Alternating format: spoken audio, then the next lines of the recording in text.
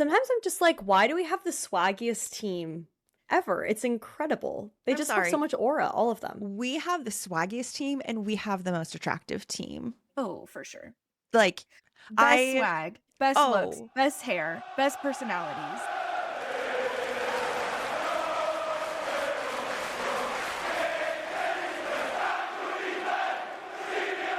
Hey everyone, welcome back to the Liverpool Girlies podcast, a place where we welcome anyone who loves to obsess over Liverpool FC. My name is Stephanie, and I'm here with Annika and Molly Ann. We are three friends who share a love of Liverpool and a dream of one day having a cup of coffee at the AXA Training Center coffee bar. Welcome to match day one. Oh my goodness. Premier League is back, everyone. What an exciting day. We'll get into the game. But first off, OLSC Seattle, we basically ribbon cut a new pub today.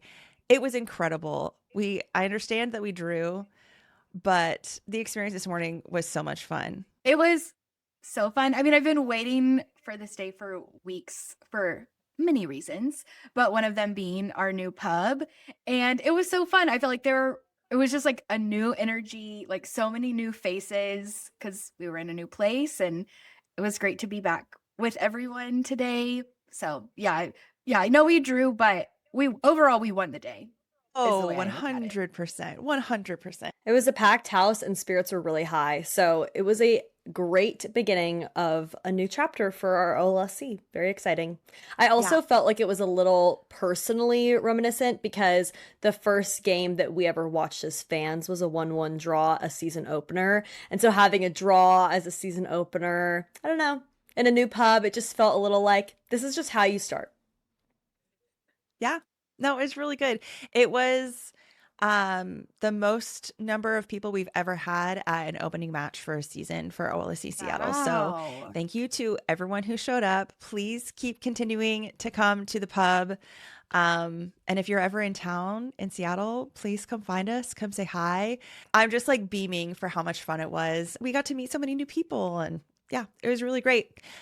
This week we also it also was announced who our vice captains were going to be. So we have three. I did not expect this. I mean, it can't No. always just be one person because they're not all on the pitch, you know? So we have Joe, Howdy Joe. We have Alisson Becker, and we have what we all predicted, Dominik Szoboszlai. I think that Yeah. this is a great decision. Yeah, I really like it. I think it feels very respectful, was kind of the lens that I think this decision was made through. I think we've talked about ad nauseum last season and this season about Sobo being the next vice captain, more than likely our future captain. He has the Liverpool girly support. There's no doubt about that.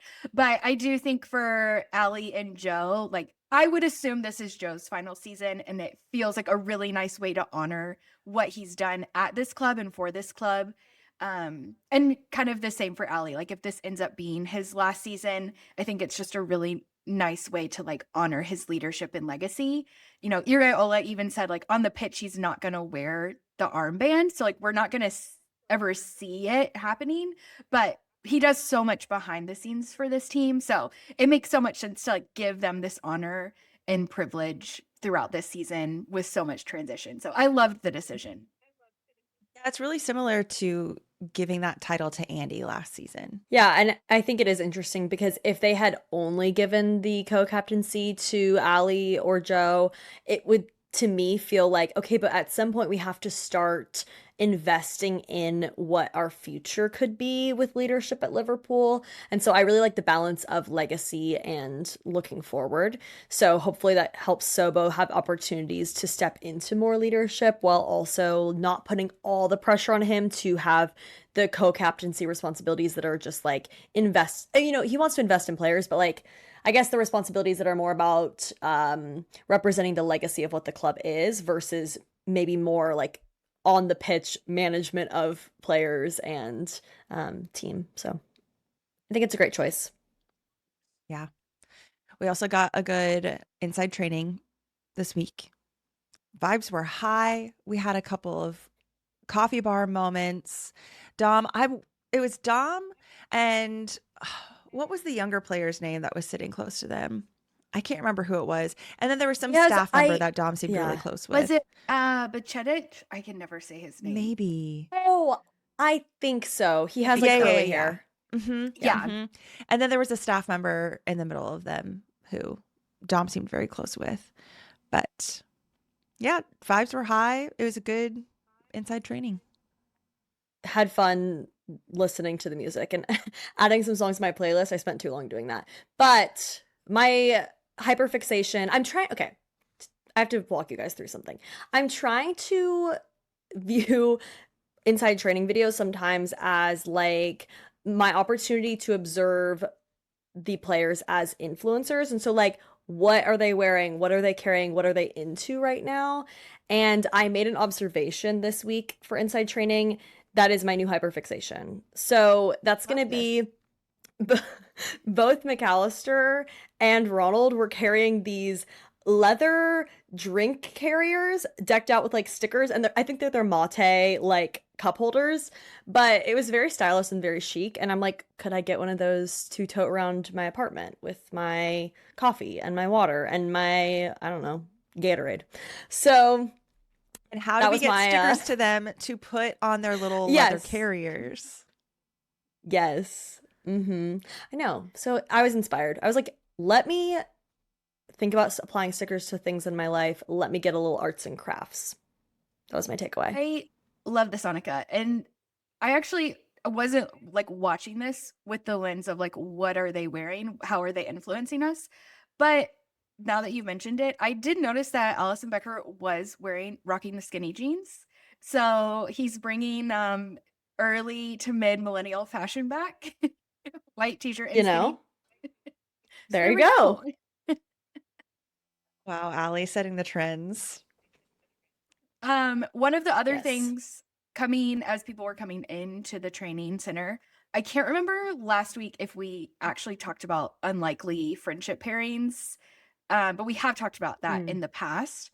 And so this week, through the door at the same time, in walk, I'm a week late to the game on the unlikely friendship pairings, but what I would like to coin as my unlikely friendship pairing, and that would be Marmadashvili and Araujo.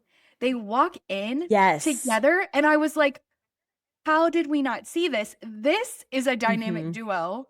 Oh my god. So similar, but so different. Yes. Like their vibe is the same.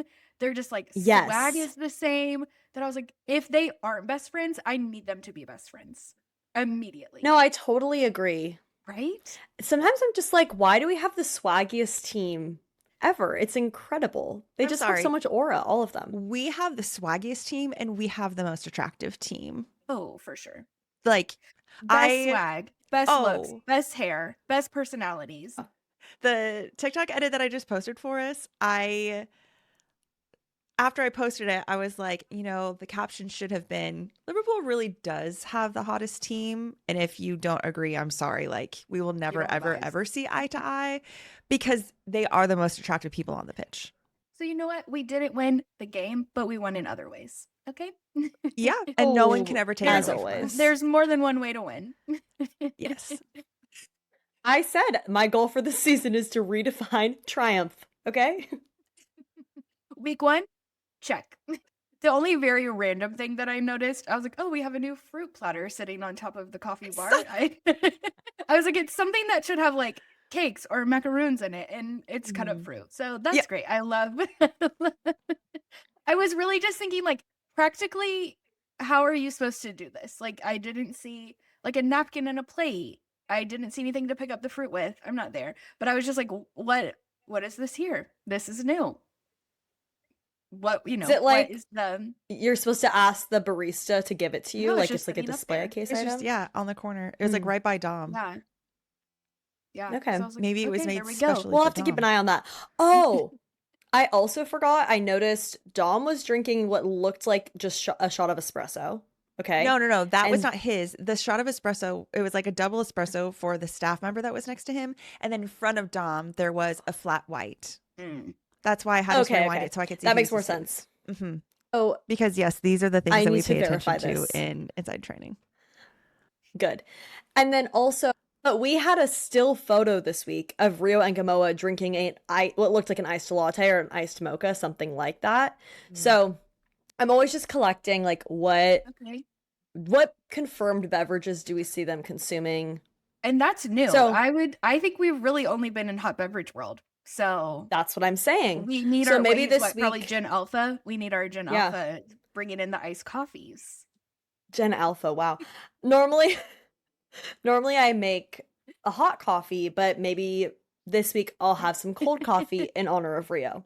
We'll see. That. At least cold coffee while it's still warm outside. Yes. Well, Annika, we have some really sad things to talk about. I'm very sorry, but it is official. Curtis Jones has left Liverpool and gone to Inter Milan. The way that I could cry right now, you guys. No. It's so sad. I've dug my head in the sand, but you guys have been telling me that this could happen for several months now. Did not even give it a second of space in my brain until the morning I woke up and I saw the Fabrizio rumor announcement or Fabrizio transfer announcement. And immediately there's tears streaming down my face. My mind replaying all the highlights of Curtis Jones on the field. Like, I'm remembering the Merseyside derbies. I'm remembering him lifting the trophy. I'm remembering him announcing that Safi was pregnant with Gigi. Like, all of these things, I'm just like, that player to me feels like such a core part of my understanding of the heart of Liverpool. And so to me, he's always a red. I can't really process that, but I'm also I understand. But I'm very sad. I almost wore black today in mourning, but I decided that was a little too dramatic. So I did pull back from that. You should have worn a black armband around your arm just like all the players. Oh my God. Okay. Again, I don't want to appropriate actual mourning because, anyway, but I don't know. What are you guys thinking? Do you share my sadness or are you like, it's okay? No, I mean, I not too long ago mourned the own loss of a player in Darwin Nunez. So when I say I can have empathy to the highest degree, I very much understand. But I'm also very sad that Curtis is gone. I mean, I think losing a true Scouser within the team, losing Trent, losing Curtis, it's a big deal. They understand Liverpool and it's such a unique city and culture and people. And I think it's been really important to have somebody within the team that can speak to that. And Curtis just brings so much fight and so much passion. And especially while we have this kind of now younger team learning, I think those are really important things. And, hopefully somebody else can step up into that. But it's sad to lose him. In my heart, he will always be a red. I know you're at Inter, okay, but he is a Liverpool, first and foremost, he is a Liverpool player.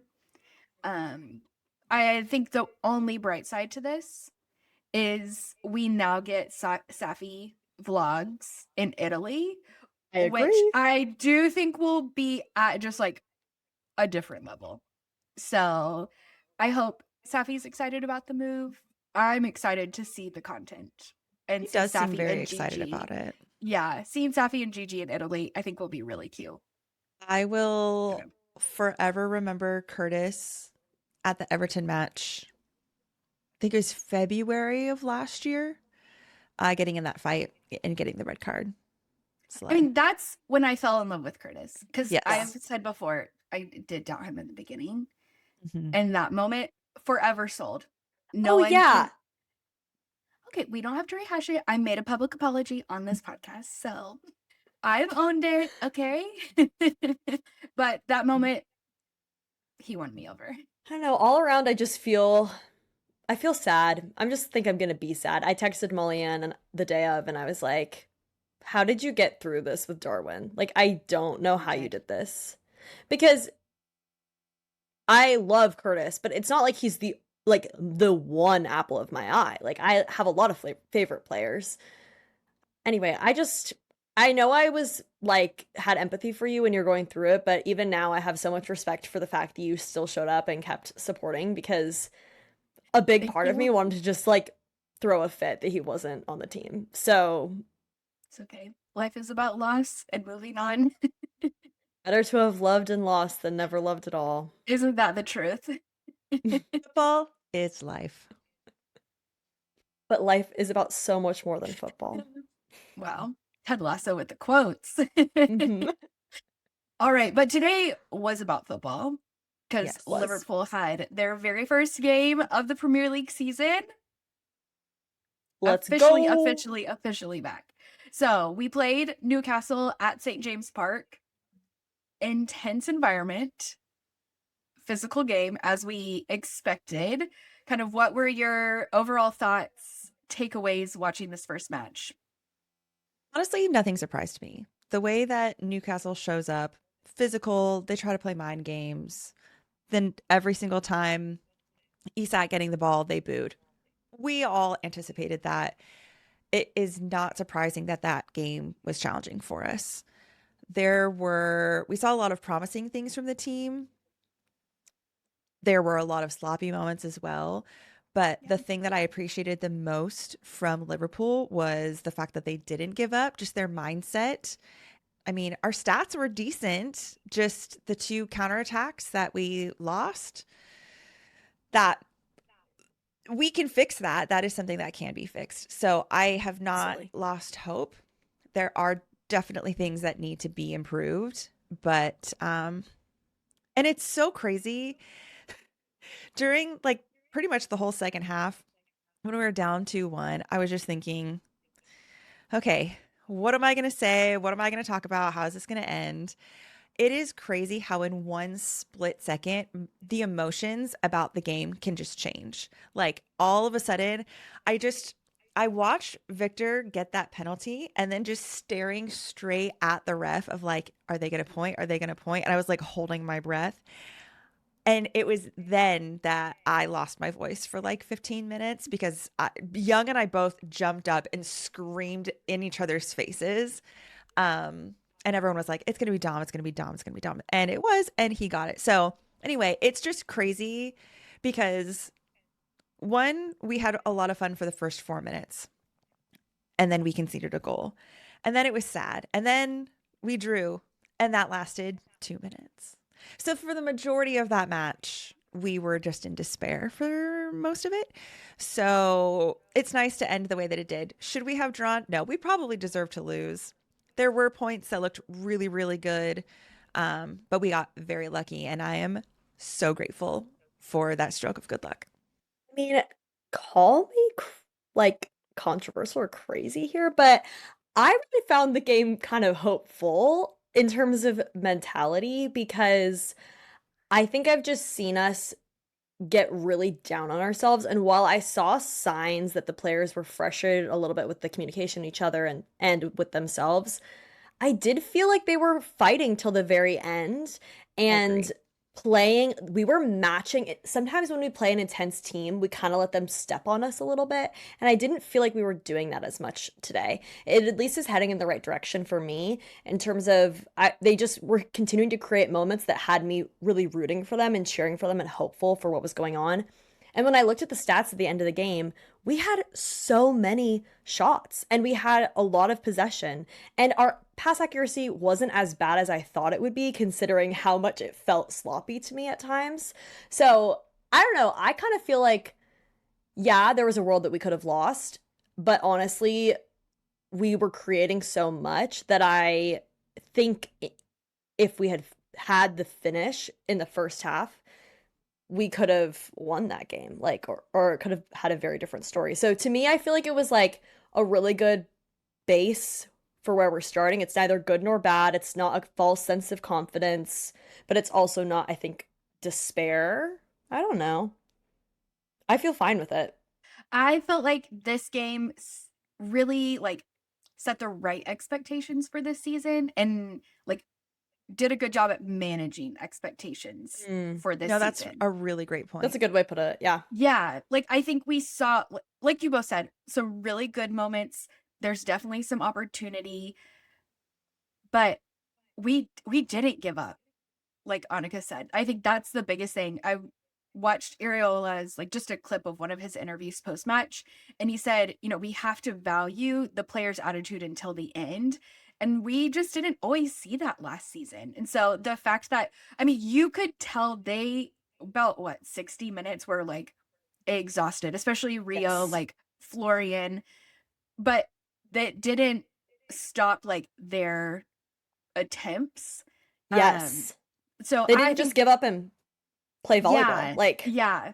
Like, so I was really proud to see that. And like their fitness is going to continue to get better. Like the way they interact on the pitch is going to get better. Personally, I was just really glad we didn't have like 45 seconds where we just watched them like pass the ball back and forth on the back line. Like, you know, I just felt like there was like forward momentum, like as much as we could get it. Not There mhm. perfect, was not flawless, but there was like, about a minute where that volley started happening again, and I got so frustrated. It was just like you can tell it was like at the 83rd minute or so. You could tell the Yeah. guys on the pitch were just like, we cannot get it from our back line to our forwards at all. And Hmm. you could feel the frustration. yeah. Well, that's, Hmm. I watched, and the other, I didn't get to watch Ariola's full post match interview yet, but the other part I saw, one of the reporters said, you know, she was like, okay, the midfield kind of still seems to be a little bit of a problem like last season. And she was like, and your Bournemouth team exploited that.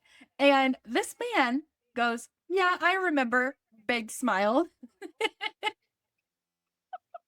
But I think he also did a really great job talking about like not the question kind of felt a little bit like she was trying to like find like who can we put the blame on? Like what's the player? What's, you Hmm. know? And he just did such a good job being like that's not the focus right now. Like there's a lot of factors like you know, it's not the personnel and we're going to work through it. And I don't know, the more I see of him I'm like I love this man. I love this Yeah. man. But no, the like, yeah, I remember how I exploited them with a grin on his face did take me out. I think the subs were really good. Max energy coming on, you could really feel his experience, and especially just like, I mean, he's played in so many World Cup finals. Like, he's incredible. Just his intensity and his energy. I also want to give a shout out to Kumas because that was his Premier League debut. And they Yeah. also were saying in his interview that it was his 100th game as a professional. So it's and he did such a great job too, and his excitement and just willingness to Hmm. push is just really great. But I think that the subs did a really great job, um, just reminding the guys that had been on the pitch for 75, 80 minutes already, Yeah. just the energy that they needed. Well, and talk about some script writing, an Argentinian and Spaniard coming on at the same time. I The was like, here we spice go. levels, it was so good. And then I Mac was rolling around on the ground getting stuff. Victor got us a PK. I was like, all right. That's what they're here This is for. what we're talking about. I I just love the effort from Victor. He was incredible. No, I love that Spanish spice. That is going to be so much fun to see on our pitch. We're shouting out our teams. I just got to mention Araujo, my new Uruguayan, also got subbed on. And can I say, between inside training, watching him and preseason friendly, watching him today, I'm like, this man is a Liverpool player. Like he Yeah. just fits. He Yeah, just he fits. does. You know, I know. Well, I guess I shouldn't say I know. I'm not Indoni, but right, I believe the assumption is like Jeremy Jacket is like the future in that center back position.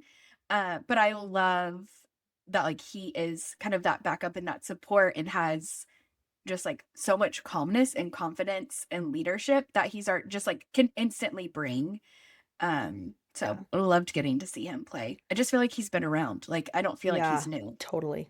You need a good mix of players who are developing and like need to be given the time and space to get like comfortable with the team to get their best, and then other players who can come in and immediately just show up, be solid, give what you need to help support, and like so those other players have the opportunity. So it's fun to see those different dynamics. I feel like that was maybe something that kind of ended up happening last year where a lot of our signings needed some more time to warm up.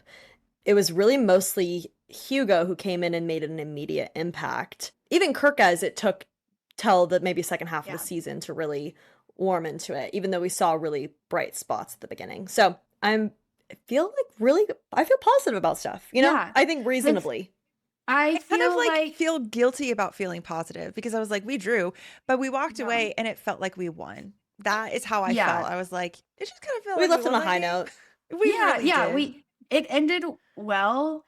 I think there's a world where we could have won that game. There's definitely a world where we could have lost it. So Oh, for sure. So yeah, we get the point. And yeah, like I just think this time last year, I was like, oh baby, watch us soar, we're winning everything. And after this game, I'm like, I am proud, we did really well, my expectations are managed. mm-hmm. I agree with that. And all I wanted from the season was for it to be enjoyable. Yeah. And we saw moments of it being very enjoyable. Oh, for sure. It was really fun.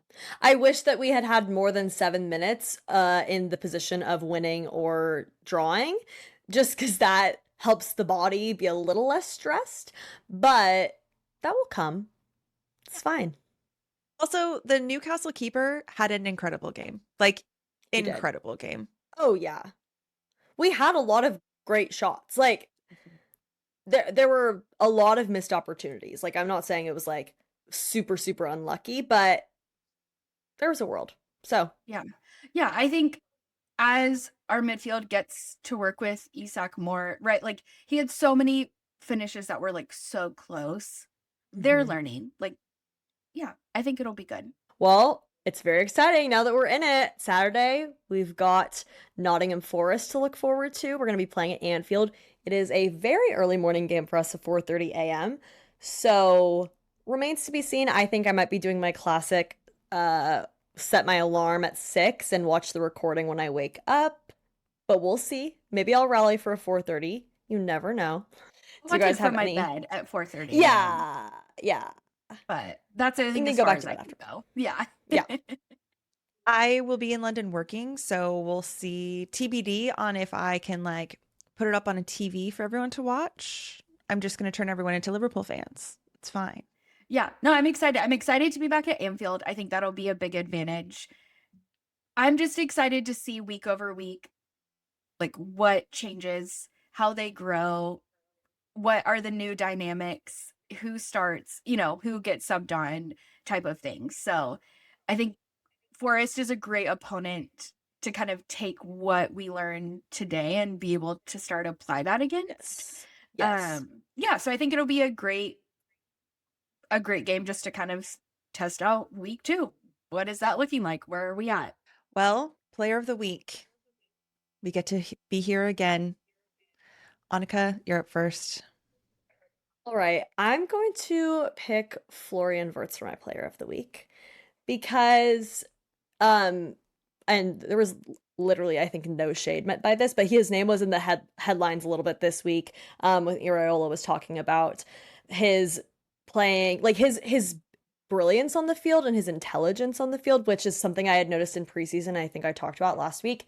But then kind of maybe where he's running into some shortcomings with almost being too ball focused, I guess. Anyway, I just am continuing to root for him, and I enjoyed watching him today. I think I could tell when he got off the pitch and he was sitting on the side, like you saw in his eyes, like that frustration and that like, I am responsible for this team and how do I continue to show up and take responsibility for it and like get better and better. And so he's just a player that I've really been enjoying watching and I have my eyes on, and I'm looking forward to seeing like truly step into the role that I think we all know he can have on this team. Yeah, so Flo. Yeah. I really think once the forwards learn more about Flo, and they figure out how to anticipate him a little bit better, and he learns a little bit more about them, and he knows how to anticipate them better. I really just think that it's going to be Yeah. beautiful. Because it's like he sees something and what could happen, and then he starts to try to initiate it, but like they're not all on the same page. And so then the ball's just like, wait, but no one was there, or they weren't, or they were there, but they weren't like ready for you. And so, The impossible is yeah, possible with Florian Wirtz on the ball, yeah, supporting. it's true. Like the way that he supports his teammates is absolutely incredible. It is not about flow. It is about setting up his teammates for success. That is how you see him move on the pitch every single time he touches the ball, and even off the ball. Well, I'm going to come back to my player of the week. I'm so Okay. sorry. I'm going to take us on a brief detour because Great. I thought Annika made a great observation during the match. And when you talked about Flo coming off, it reminded me. And so I'm going to share your observation with everybody. Go ahead. Because Flo and Rio came off at the same time. And so we saw both of them sitting on the bench, and they both looked, I mean, they looked like they gave everything they could have. Everything. Yes. But what you had called out specifically was Rio and just kind of his demeanor on the bench. And right, we're used to seeing Rio like all smiles, super bubbly. And Annika was like, you can tell like he is processing like this at that time defeat, but just, like what happened on the pitch. And he doesn't typically start, right? He usually came on last season towards the end to try to like rescue us, and that's just such a different posturing and position to come in from. And so I think it will start to inform his game of like he doesn't want to lose, he doesn't want to be in that, and I just thought that was like a great kind of observation of like the way he was expressing himself in his face of like this is new for Rio. And I think Mhm. that will start to change a little bit of how he plays and Yeah. shows up when he starts. Yeah, it's like Dom said in his post-conference interview today. He was asked, with Mo not being on the team, does that mean everyone else has to give a little bit more? And he says, yes. That's exactly what that means. Without Mo, we all have to step up and take more responsibility on the team. And I think you're just watching in each and every person's way, them figure out how that is going to look. Yeah. So it's So good. sorry to detour us, but I thought that was I love it. That's great. a great little call out for Rio. And thanks for letting me share your observations. Anytime. With that said, my player of the week is Victor Muñoz. I would I know he just kind of came in, so I'm sure he's not quite to like starting lineup yet. And I respect that we will ease him in and give him that time. But I'm so excited to see him start. I loved his energy being subbed on. I just feel like he has a great intensity, like great like passion, like he is driving force. And he wants to work hard for the team, and he wants to show like what he can do. And he could get us a PK. So, we love to see it. Thank you for setting Dom up for success. Yes. So I loved getting to see him. I'm really excited to see how like his story unfolds this season. And just I know last week I mentioned he just reminds me so much of Diogo because I feel like he has like such a like calm physical demeanor when he's just like being, but then you see him like on the field and he's intense and he's sharp. And it's really fun to watch. So loved getting to see Victor today. My player of the week is Dominik Szoboszlai. We were discussing before this. I was going to pick someone else, and I was like, no, I'm going to give it to Dom because last season we didn't give it to him enough because we really thought it was too obvious. So we're calling out the obvious, Dominik Szoboszlai. Shout out to our friends at the pub who I have a video from. We were basically recording his PK. In the background, you can just hear everyone calling him daddy. And I was just like, slay. I'm just so glad that everyone is on the same page of how attractive this man is. And his demeanor as a leader just impresses me more and more and more. And just how calm he is, like Virgil van Dijk effect, truly. Watching his interviews after the match, he was just asked a lot of questions about like just difference in the managers and do you actually think you could have won? Do you think that this is acceptable? One of the questions he was asked was, are you happy with the draw or are you more upset that you lost? And he said, no, I'm more upset that we lost that match because we could have won. I just love how honest he is, but he's also very kind and he's extremely generous. He's also one that is not selfish and wants to set up his teammates for success. And you can tell the impact that he makes on this team, and just watching him grow and watching his intensity. And he just said really kind things about Arne Slot too. He was like, I loved Jurgen. I really did love Arne. And I really like our new coach. And listening to his perspective on that, he was just, the way that he talked about the team and how everything went today was just really admirable. And he was incredible on the pitch as well. So, and thanks, Dom, for that PK. He was asked, they were like, you just like stood there over the ball. You waited a long time. He was like, yeah, I didn't hear him blow the whistle. I had to like look at the ref to make sure it was good for me to go. But I was like, if that was a mind game for the keeper, that would have been incredible as well. But no, it was beautiful. There was no way that that keeper could block that pass. Everybody knows where that man is going to shoot a PK, and you still can't stop it. Okay? No.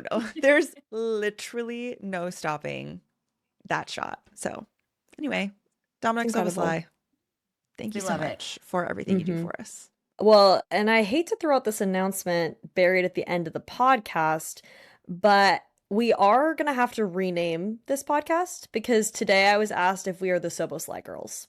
So... And the answer is always yes. Yes. Yeah.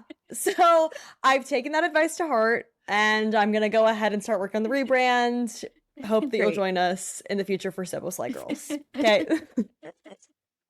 The Szoboszlai girlies slay. Yeah. Yeah. So I love that that is somehow a reputation. You know what? Why not? Yeah, I'll take that. I'm never going to deny being a Szoboszlai girl. That is great PR for us, actually. I'm so glad that people know. Exactly. All right. Well, this was a lot of fun, you guys. I am so happy that we've had our first Premier League match and we just get to keep doing this for a whole nother season. Yay. Okay. That is all for this week's episode. We'll be back here next week, but until then, you'll never walk alone.